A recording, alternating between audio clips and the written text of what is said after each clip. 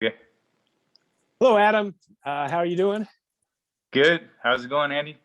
Good. I was when we just came on. I haven't done one of these in a while since did last ones with Jester, but I kind of spiffed up my background a bit, and I noticed it ends up being that like we have the same similar background, even though we didn't get together. And then it's funny we have speaking of the Jester, you've got his medals right there behind one of your shoulders. I don't know if it's left or right. His challenge that we did last year. Yeah. So very, very amusing that I guess great minds think alike. Yep. I was telling my wife that race that the Jester hosted, which was a virtual event, actually was my biggest accomplishment as a runner, at least in modern times for me, because it would just really highlighted consistency Mhm. and gave me a focus during this time where there are no races. So I'm real thankful to the Jester for putting it on. And up until Black Canyon, I think Black Canyon beats Yes. that, but that got me ready for Black Canyon. So Yeah, most indeed. I had my fall almost a year ago and at the hospital at the end of April. And Laz's run across Tennessee started like a couple days after I got out of the hospital. And I was like, well, I got to do 10 miles a day to get across it to do the double crossing. And it was kind of my motivation. And you helped support me and other friends saying, yeah, get out there and keep moving.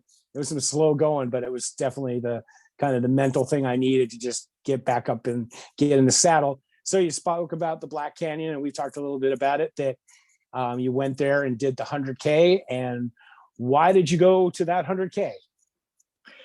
well, I had signed up for it pre-COVID, and um, I'm ready. Basically, trying to qualify for Western States. Yes. That's the ultimate reason for going to Black Canyon. Mm-hmm. And thought, okay, am I gonna do it? Am I not gonna do it? I talked to Cody Logan, who's a very accomplished ultra runner, and thought he had run it before, but he hadn't. And he said, my advice would be, you're in this race, because I got the okay to do it, and I had to either sign up or not, pay or not, and go. And it was about a month out, and this was an opportunity to qualify, get my qualifying ticket, and it was a bird in the hand's worth two in the bush. So I thought, okay, I'm going to sign up and go for it. And one of the things he said was, I think it's fairly rocky, but I also think it's the easiest of the qualifiers in the Western region. And I would say that's probably untrue. It's definitely rocky. That part of it Yeah. was true, but it was a difficult course. Actually, it was kind of interesting. In fact, it kind of hit me because speaking of the Jester again, I was kind of perusing through Strava, which I don't normally do, and I saw that he actually went. And I got your race mixed up with Cold Water Canyon, which is also another desert race.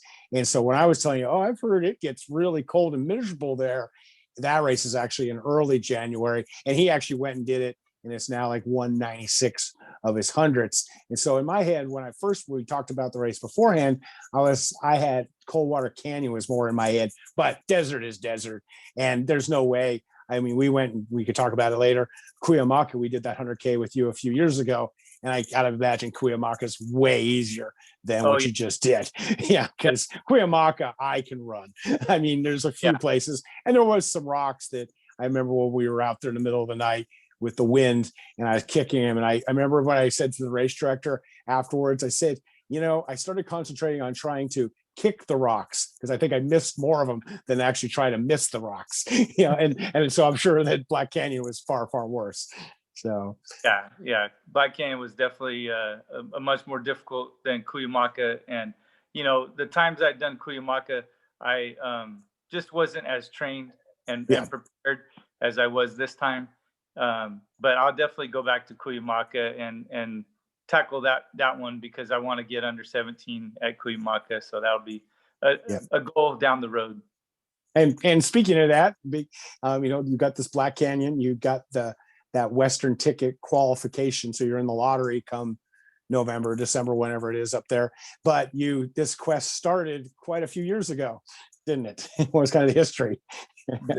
For sure. I mean, I can remember back in like 04, 05, my first year at Ridgeview, kind of fantasizing about doing an ultra. I'd read a little bit about them, and I think that was prior to me saying anything to you about, hey, I'd read this book, I want to go do it. And some of the early books I read were, Dean Karnazes, his adventures in the beginning of his ultra running, and then Marshall Mhm.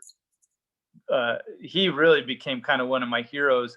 And it was like this romantic idea that I had, that I wanted to be an ultra runner. And I'm teaching and coaching and putting a lot of my time, most of my time, into that, and then some of it into my relationship at home. And I mean, it was just like I was spread so thin, there was no way I was ever going to be effective at accomplishing these lofty goals. And Yes. recently I finally put some time into it. I've stopped coaching one way or the other. COVID kind of made it to where no one could coach in my area, and but I've transferred to another site where I'm an administrator now, and I'm just not coaching at all. So Yeah. finally had time to devote to it. And like I mentioned, the Jester Run, the race across Tennessee helped as well. That was before the Jester Run, and just finally got serious and decided Yeah. to do it. And one of the other things that I uh, stopped doing was I quit drinking, and it's been over 9 months now, and that venture has really helped me. I Oh yeah. got serious about training. I quit drinking. That almost makes your nutrition better because your body starts craving better food and sleeping better. Ended up losing 25 pounds. So Yeah. everything has just culminated into Black Canyon being an event where, hey, I can finish this. I knew I was going to finish under 17 hours and get my ticket finally after so Yeah. many years. Well, I was chuckling. I was letting you continue on, but what you were talking about, and I'm glad you had that realization.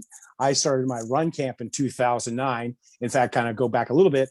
2006, my oldest son was 6 foot tall, weighed 130 pounds, and he needed to get socialized. So I made him a runner, started him running. And that's when I definitely remember running into, though we probably crossed paths before that, but I was coaching at Bakersfield High.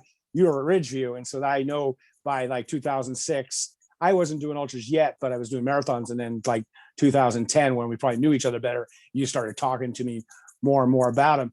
But what's entertaining is talking about like 2009, I started my Bakersfield Distance Project coaching adults, and a lot of women, actually, a lot of them were women. And when it was really funny when you mentioned all that craziness, I used to have women come to me who originally would be like 5K half marathoners, but then they'd want to run a marathon. And I'd be like, you got a husband, you got kids, you got a job. You can't go out and run 4 hours on Saturday. Yeah, you can, but you got so many things going, balls in the air. And so when you were talking about that, it just was a flashback to so many conversations I had with so many of my athletes, my adult athletes, were in your age range.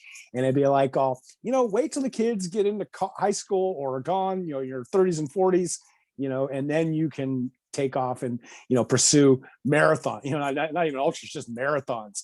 And right now half marathons are good. You can improve, you can train, and you can stay healthy and keep motivated. So and kind of like how you got into that age now, you moved out of the classroom, you moved out of the coaching. And of course Adam had really great teams at Ridgeview.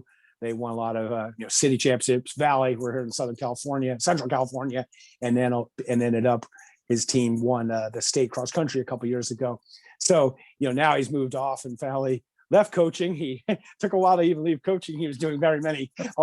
He'd go, I'm done coaching, and then I find out he's coaching soccer or tennis or something. So yeah, so it's good. It's been a long road, but hey, like we came and we hiked yesterday, and someone kind of stole my thunder, but I wanted to whip my phone out, and I still did. I played the Chumbawamba song, Knock Me Down song. So, he kept going, says you definitely pulled it off. And, congratulations on all of that.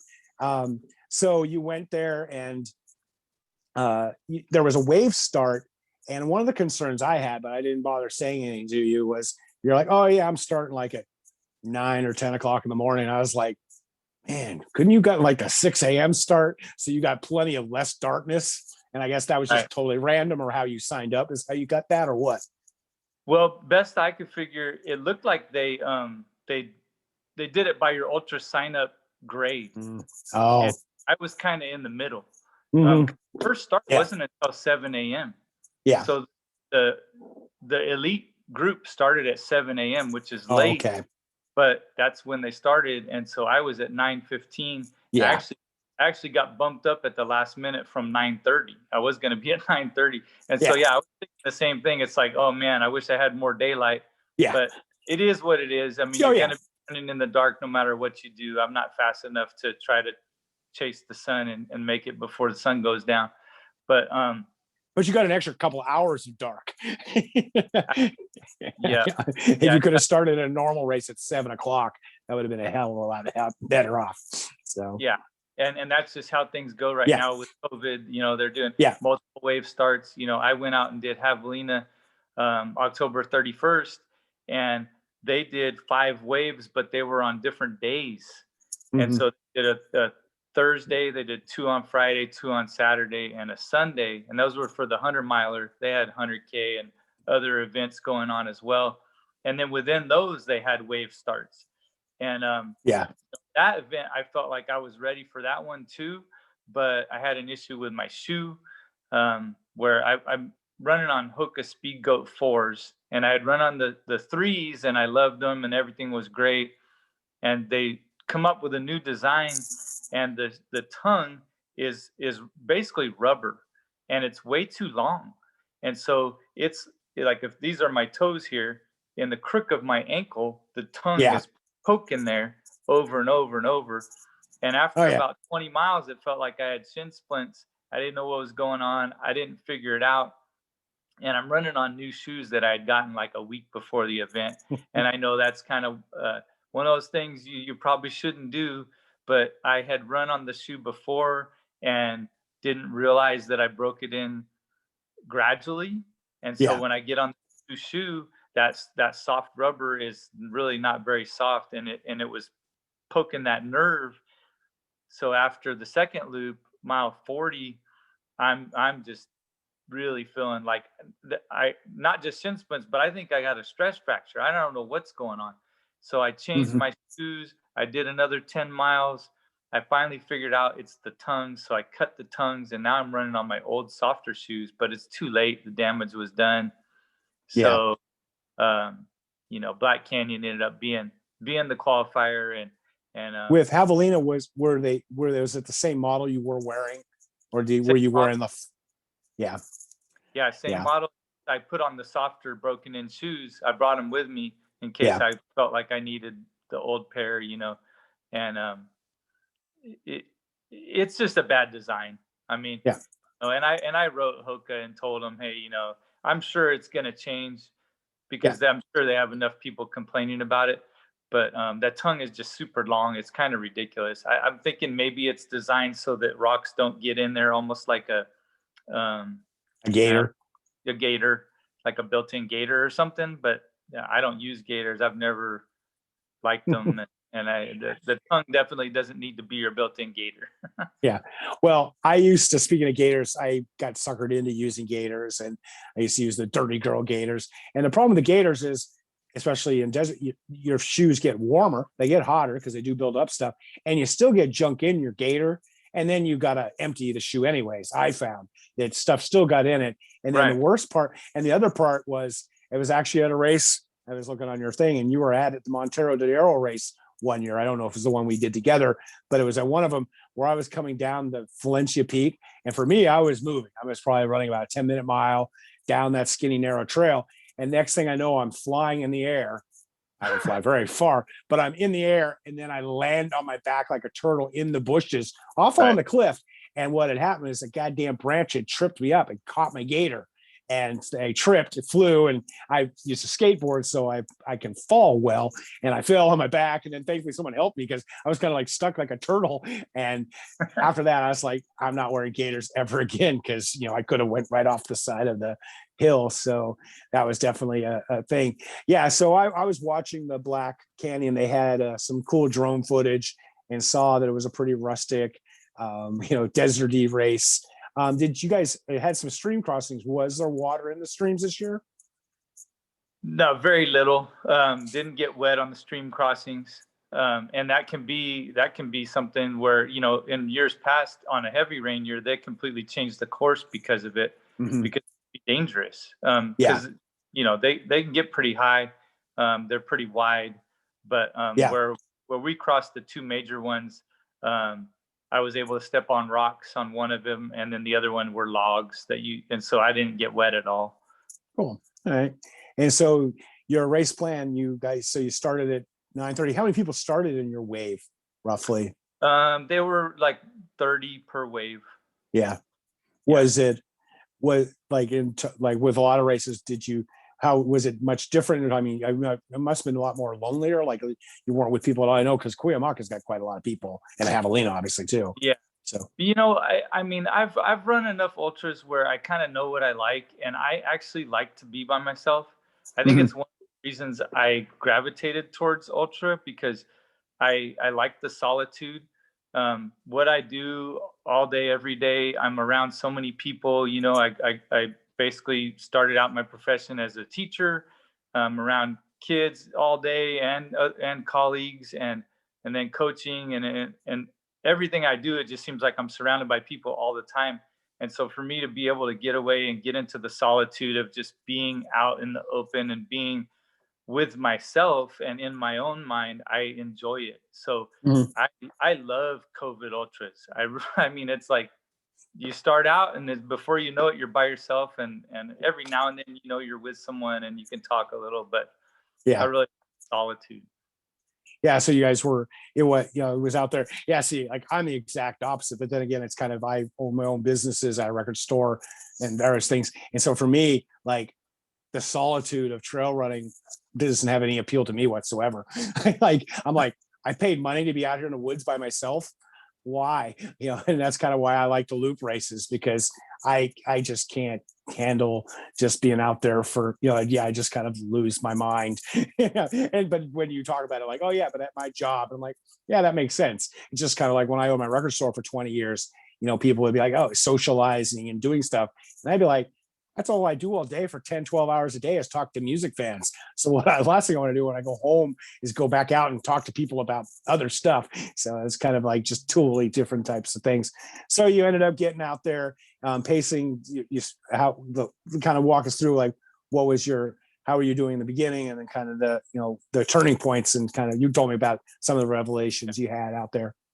So, my goal was 16 hours. I kind of set my pace on paper and figured, that was what I was capable of based on my training and just what I could see on the map for course knowledge. And so, um, turns out that seemed to be right. I get through the first 20 miles, and that I would say about 17 of those first 20 miles is downhill, and it's very rocky. Wasn't anticipating the rocks, and so I get to that first big checkpoint, which is Bumblebee, and it's like mile 19 or whatever. And my quads, I could really feel it, Mhm.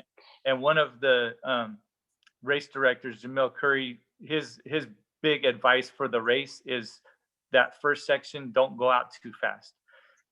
And I didn't. I felt like I stayed within myself. I did what I was trying to do, which helped because I could see, the middle of the race. I'm catching people, I'm passing people, and so I know, okay, everything's going pretty good. I hit the time I wanted, but about an hour into the race, one of the hiccups I had was, I have my phone with me, and I'm going to use it for music later on, and I had charged it overnight, but I'm staying in a hotel, and I plugged it into one of those lamps that's got like the outlet on it, and Yeah. it didn't charge it. So about an hour into the race, my phone's connected to my watch, and I look down, and it's beeping saying phone battery is low, and I'm like, oh my gosh. So I just had to turn it off. It was like at 10% an Yeah. hour race. And so that was one of those things. I'm like, okay, well, that's at least it's not going to be a distraction. I'm just going to know that it's put away and I'm not using it. And Yep. so, um, called my wife at that first checkpoint. It seemed like everything was going fine. I get to the second checkpoint, and I had which is the second big checkpoint. It's really like the sixth one at about almost mile 40, and Yeah. that's Black Canyon. And I had my paces written on my hand and my arm. Now at this point, I've never done it this way. Usually I print them out, but my eyesight's going on, fading on me. And so I thought, well, I'm going to write it. I'd seen people do that before, Yeah. and it's bleeding from the sweat, and now I can't read it. And so I asked my wife, I'm like, okay, what time am I supposed to be at Black Canyon? I don't know. And she's kind of getting frantic. And so I'm like, Yeah. well, I don't have time. So I got to go. I'll call you when I get to um, Table Mountain and, no, Table Mesa. And I'm like, please try to have it in front of you, and I'll check in at that point. So at that point, now it's like, um, there's about 11 miles left in the race. And Yeah. what it happened was when I left Black Canyon, it was dusk, and it's uphill out of there. And so I'm going uphill and it's getting dark. And I think the darkness just caused me to kind of slow down. And I think it Yeah. does that for a lot of people. Oh yeah. And I didn't realize it. So, and I think I'm good on time because I don't know, I couldn't read my checkpoint. My wife didn't know. So I get to that last big checkpoint. I call my wife. She says, it says 9:50 and my watch says 10:58. And I'm thinking, are you sure it doesn't say 10:50 and you're just going back to California time? Because we're an hour difference in Arizona where the race is. No, it says 9:50. So I'm an hour and 8 minutes off my pace. Yeah. So one, I slowed down coming out of Black Canyon, and two, I forgot to build in aid station time. So Yeah. that was a big mistake on my part. And so, you spend a few minutes in each aid station. Now this is the seventh aid station. Time goes by. Yep. So I had to beat feet out of there to make up at least 8 minutes to get to the under 17 qualifying time. And I just took off, and it was uphill out of there. If I could run, I ran, even though it was uphill. If it was pretty steep, I power hiked it. And then I ran everything else that I could, even the rocky sections that were downhill. I'm like, if I fall, I'm going to just get back up and go, because there's nothing else I can do. I have to finish this. I knew I was capable of it. There was never really a time when I thought I wasn't going to make it. Mhm.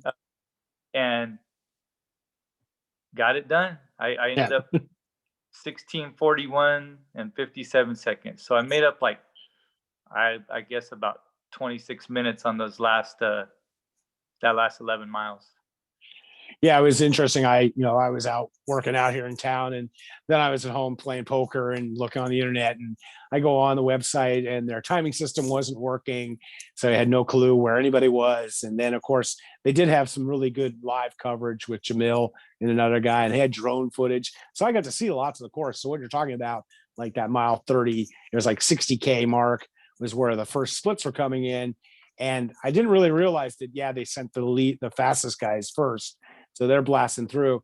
But then I finally got to see one of your splits, and you were like at 8.5 hours or something like that at 40 miles. And I was like, well, he's going to make it, but it's going to be close, and, because, I was basing it on other people and seeing. And then what was kind of interesting too was they were showing, they had live cameras at like the 40 mile and the 50 mile. And like all the lead men and lead women were big changes in the last 15 miles of the race, where guys were up in the front, fell back. Jamil Curry's brother, Nick, just stormed through the field. He was probably in, I don't know, 20th or something, and he ended up getting third overall. So I was like, well, you can definitely make up time. They showed the pit, they showed the graphics, and they're like, yeah, here you're at 50, and you kind of got to climb. But then the last part looked like kind of runnable.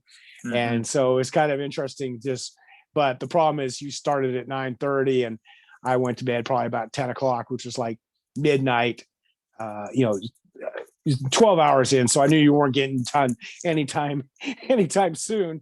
And of course, I wake up because I'm an old man and wake up a few times. And then I finally had their website up, and I hit refresh and saw you finished, saw your time, sent you a note like, congratulations. And then I went and rolled back over, fell back asleep. But I was like, whoo, he pulled it off. So yeah, because I know when we were out there at Cuyamaca, and it's kind of like you were talking about, you've definitely got to book, figure out how much time you're wasting in those aid stations, but then also realize doesn't matter who you are and how great you are. When it gets dark, things kind of you just slow down. Because when we were Cuyamaca, where you're trying to get that qualifier a couple years ago, we left Mhm. that aid station. I joined you, and we had some daylight for a little while, but then once it got dark, you just start going, well, 3 miles an hour is good, and 3 miles an hour in 100K is usually not good. It's good in No. my races, multi-day races. You can do 3 miles an hour, but you had to do like what 16, 17 minute pace to qualify for this thing. Yeah, I think it's 15:30. Yeah, yeah, Yeah. that's fast. I mean, you're talking, 3.7, 3.8 miles an hour. And so there's not a lot of time you can monkey around with. So good to hear. And so now the plan is, you did talk about how the gestures and the virtual races helped you, kept you motivated to put in the miles. And then you also changed up your training too, doing some Yeah. stuff, different stuff. Yeah. And so you mentioned marathoning. And so actually what happened, I got done with Javelina and I came back and I had signed up for a half marathon that was 2 weeks later. But I Yeah, I thought, remember seeing you. I hadn't seen you for a while. That was one of the first time I'd seen you in a yeah. while. Yeah. And I knew I did that because usually what happens is I get done with an ultra and I just kind of go into a shell. And especially with winter looming, normally in the winter, I'm like, I just go onto the couch and I Mhm. get happy and that's about it. And wait till spring rolls around. And so I thought, okay, I'm going to sign up for this half marathon 2 weeks after my 100 miler, and I'm going to run it, and it's going to springboard me into winter training. Well, I see Shane Goslin out there and Cody Logan. They were both there, and they were running, and they all had singlets on that said Yeah. "Gray." And I'm like, what running club is this, and how do I become a part of it? And I asked Shane, and he's like, well, you're talking to the right guy. And Yeah. so I think that later that week I ran my first training run with them, and it's a great group of guys. They're kind of an older group of guys that run together that are training seriously for marathon, specifically trying to qualify for Boston. That's kind of the main goal within the group. Yeah. And so that kind of became my new goal. It was something that I've always had as a tertiary goal. I want to qualify for Boston. I think a lot of runners would say that's a kind of a dream goal. And it really helped my ultra running because now I'm doing faster running. I hadn't really been doing that. I'd done a lot of hiking, a lot of ultra shuffling, but not a ton Yep. of faster running and just training that sustained pace for a long period of time. So it really helped. And then when the Black Canyon came around and I got the call, it said, hey, do you want to pay and run it or not? I just thought, well, it's going to mess up my Boston qualifier, which was in April. But my ultimate goal is going to Western states. And so I'm gonna take the ultra, and if it messes me up, it messes me up. Well, Yeah. it all worked out because I got my qualifier, and the race I was gonna run, Mount Charleston, got canceled. It's not Yeah. even happening. Mountains to Beach was the secondary run. That's not happening. So I did the faster marathon training, and it actually helped me. And I'm not even gonna run a marathon because they're all getting canceled. So Yeah. Well, and I all throughout my running career and coaching career, I always, when I ran marathons, I used to be able to get under 3 hours. I train more like a 10K runner because Alberto Salazar and the great Kenyans all kind of just trained and raced and ran fast in 10Ks, and then they jump in a marathon and do pretty good. And so I kind of used to watch that. And so when I coached marathoners, I would train them as 10K. And then I always tell ultra people, and to this day, train like a marathon so you have more gears in that bike. And, so you go out there and like you said, when you could run noticeably faster than a lot of the other people who are doing this, 4 or 5 hour slog on Saturday and 3 hour slog on Sunday. And it just doesn't really work. And of course, it was kind of interesting when you were talking about like the main goal was Western states, but then Boston. Well, the thing about it is, Boston, there's a Boston qualifying marathon every weekend yeah. under normal times. So you don't go to this one, yeah, you lose an entry fee, but you know how that is. So it's kind of like you definitely made the right choice, especially because these Western states now, they have so many few qualifiers. You just definitely need to take a shot at them when you can, and especially if you're healthy and feeling good, go to it and see what happens, because a lot can go wrong and happen in the, those 62 miles out there. So definitely sounds like everything came together.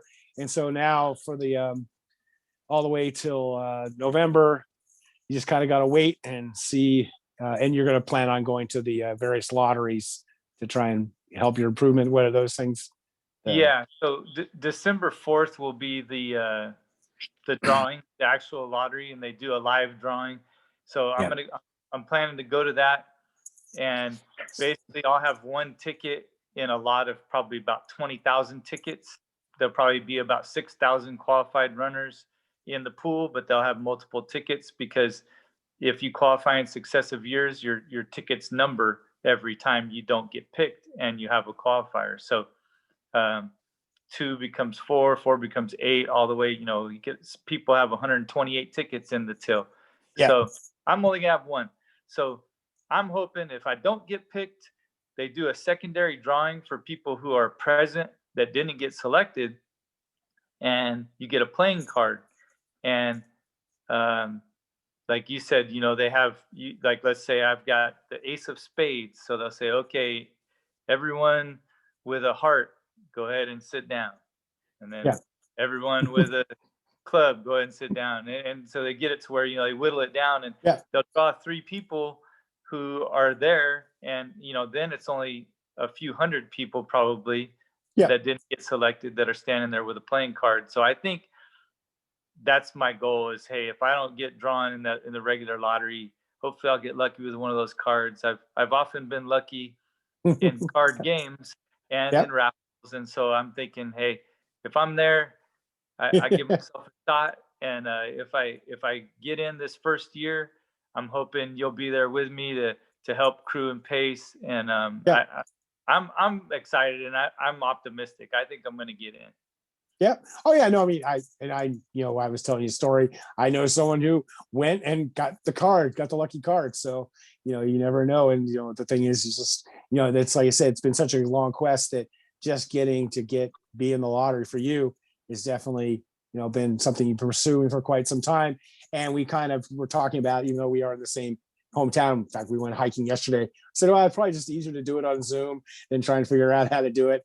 And we plan on doing more of these in the future. We want to kind of just get this one done, not done, but do this one, kind of talk about Black Canyon and kind of set it up that we kind of want to just follow Adam. He's got some stuff, maybe some old material too, we could kind of show in, but kind of just do something from time to time, updates on the training. You're talking about maybe going up to the Western States training camp, possibly get up there and do some filming there, do stuff like that, and some of the training throughout the summer. And then of course, do some filming, you going to the actual drawing, and, just kind of a document of, the process of what you're doing throughout it. And, who knows, just kind of for our own fun. And maybe we'll get some guests coming in and time to time. I know the adjuster's at 19600, so maybe we will track him down and figure out which one is going to be his number 200, and that'd be kind of fun. Maybe we can show up for that one and stuff like that. And speaking of, the guy who kind of got you into this, Marshall Ehrlich, he's right now up on Mount Whitney. I checked, I don't think they've got to the top, but it looks like they are camped out up there. So maybe he's on his Garmin inReach, it shows he's on the trail. So I just looked at that recently. So, and of course, I think his goal was tomorrow to reach the summit. So okay, that makes sense, because it looks like they're like some on the Garmin. I was kind of looking at it. It looked like they're we're about where I would be if I was going to get up the next morning and go. So, and of course that dovetails into another event that I'm sure is in that future, the Badwater. Obviously, you've been out there and watched it, and you definitely want to someday try and get into that thing too as well. So. Right. It's definitely on the bucket list. And I think, obviously you have to have a minimum of 300s under your belt to even qualify to be in Badwater. And I figure Western States will come before that. Yeah. But you never know how it's going to go.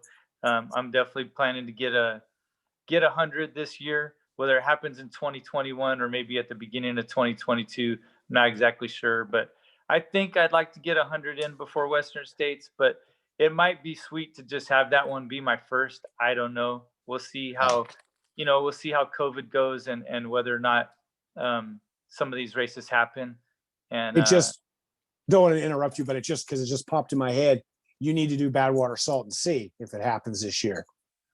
that's right. So you need to get on the horn and look up that, And and that's in just the let's, spring.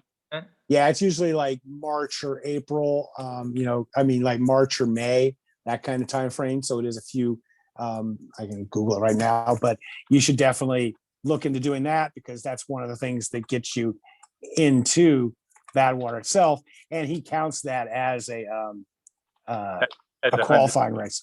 He counts it as one of the three, and of Nice. course he likes you to do those. And yeah, it just popped in my head, and I've gone out there and crewed that race twice. I was fortunate the first time, went out there with the great Oswaldo Lopez, who's won Badwater, our friend, mutual friend Scott Newton. Speaking of Judgment Day, because it's always a small world, he's the one who opened up Soul to Soul Sports and put on these marathons. And he, of course, has done Western States and done Badwater. And so let me just find out here. But yeah, so yeah, definitely we need to Isn't that get race you. isn't that race a partner race, or is that Yes. it just can be? No, you have to. It used to be you had to have a 3-man team, person Uh, team. Now you can have a 2-runner team. I'd highly suggest going with a 2-person, just because 3 people is a crowd. And Right. like when we went there with Oswaldo, we had issues with our 3rd runner.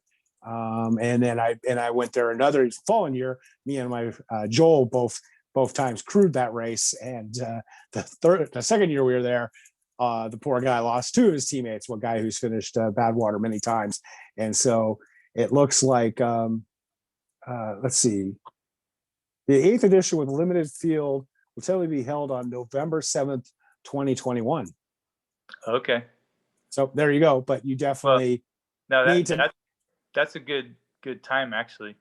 Yeah, well, that would definitely, that's why I do these. I used to do quite a bit often with Ed, and just kind of spitball and do ideas right off the top of my head. And when you're talking, I was like, oh, because it usually is in May, but obviously he's moved it because he's Right. not sure what's going to happen. Though I think the Badwater itself is supposed to happen. So, yeah, it will be November 7th through the 8th. It'll be good weather then. It's a crazy race. Definitely go out there and follow you along at that one. It's an interesting race to Yeah. say the least, but we need to kind of scout around and find someone else who's like-minded like yourself, and would like to do it. In fact, I would suggest getting a woman to do it with you would be even better, because then you'd have like a co-ed team and that whole Yeah. kind of thing. Sometimes that might work out, but it's a pretty cool concept of the race. You're supposed to stay within like 10 yards of each other the entire time.